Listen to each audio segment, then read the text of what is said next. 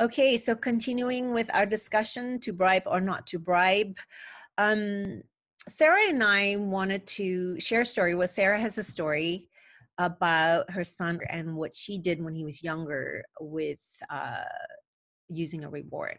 Go ahead, Sarah. So when my son was very young, he really didn't respond to praise, and he didn't, necessarily uh, care whether I liked what he was doing or not doing. And I realized that this was going to be a problem when he got to school because teachers would want him to respond um, to them smiling at him or encouraging him in a thoughtful way.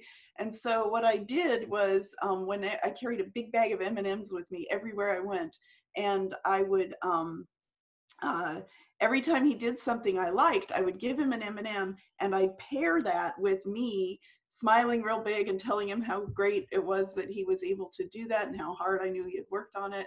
So lots of positive feedback from me. And then over time, I faded the M&Ms so that all he got was the positive feedback from me, so that he learned to associate that good feeling of eating chocolate with mom being happy with him, because I wanted him to be able to do that. The danger of doing this, though, is that he's always looking for some kind of reward or acknowledgement that he's done a hard thing. So now he's much older and he doesn't have confidence, self-confidence to do things just for the sake of doing them because he thinks it's a good idea. He's always looking outside for external validation of Right.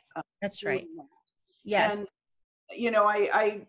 I freely admit I messed up, and that was long pre-RDI. I don't think RDI would necessarily recommend that approach, but Yeah. desperate parents do desperate things. So, Okay, so let's look at this slide. So we talk about sorting out what should be done without a reward as much as possible, and use visual schedule or partner up with your child to make sure those basic stuff get done without the reward.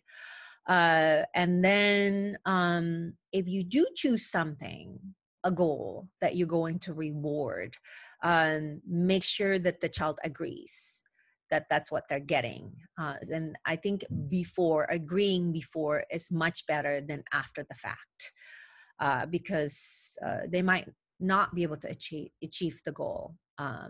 What if the child fails? And then what do we do, Sarah?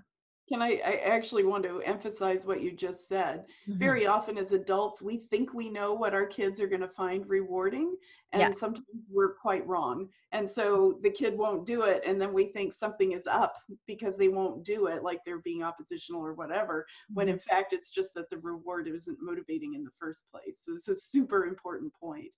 Um, Right. And or it could be that they fail or they're not doing it because the task itself is there's something about the task itself that is, for that yep. particular moment that they're not able to do because of sensory challenges, or maybe different instructions, or maybe there's, Or yeah, go ahead. literally no clue what you want them to do. Mhm. Sometimes we think we're being clear about what we want and Mhm. we are not being clear. Mhm. Or they just can't do it. Like you mentioned, sensory issues, or favorite one of mine is tying your shoes. If you don't know how to tie your shoes, it doesn't matter how big the reward is, you're not going to be able to tie your shoe.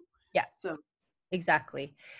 So I think what this means as parents, we have to slow down and reflect, especially when our child is not able to do what has been agreed upon.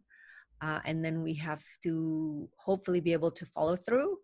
And if we fail, actually, if the child fails, it also means that I fail as a mom, as a parent, because something's not working, right? We have to go back to the planning and the previewing and do something different.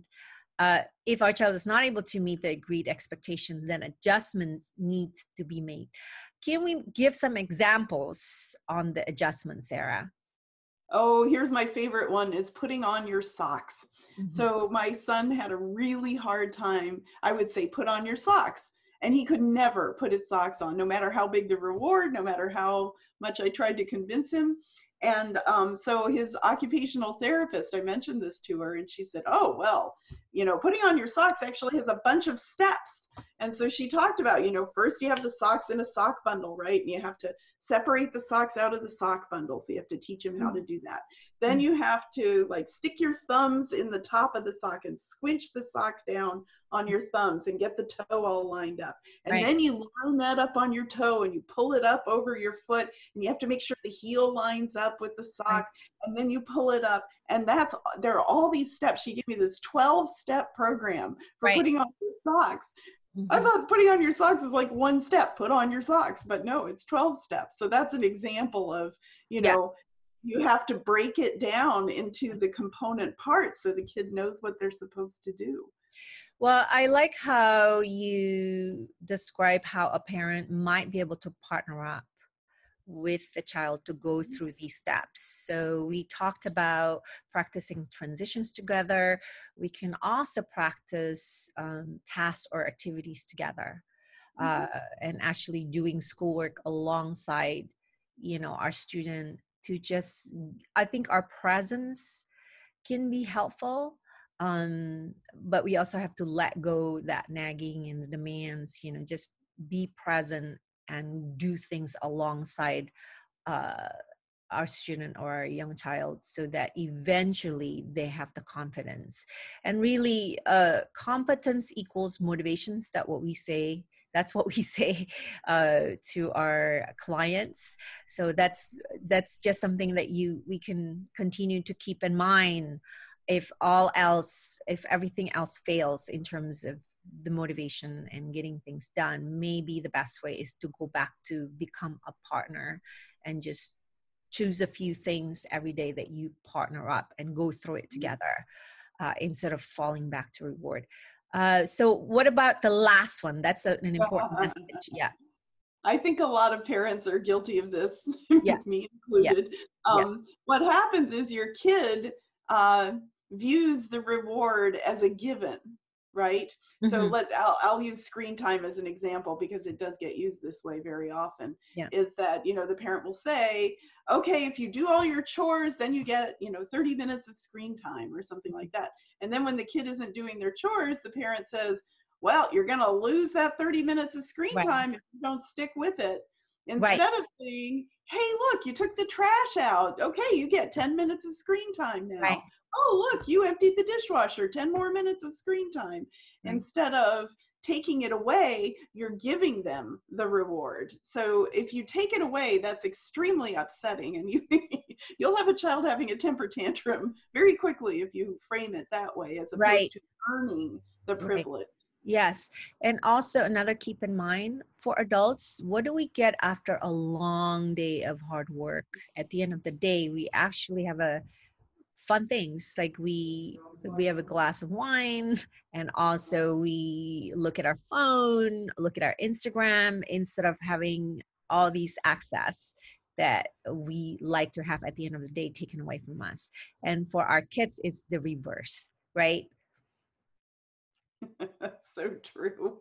And It's we take true. away the ability to relax and chill out away from. Exactly, And exactly. So that's a good keep in mind.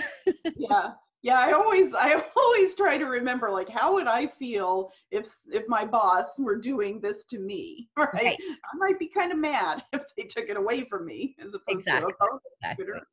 So Yeah. So thank you for listening to our chat today, everyone. So thank you, Sarah, for joining me today. And we have to pick another topic.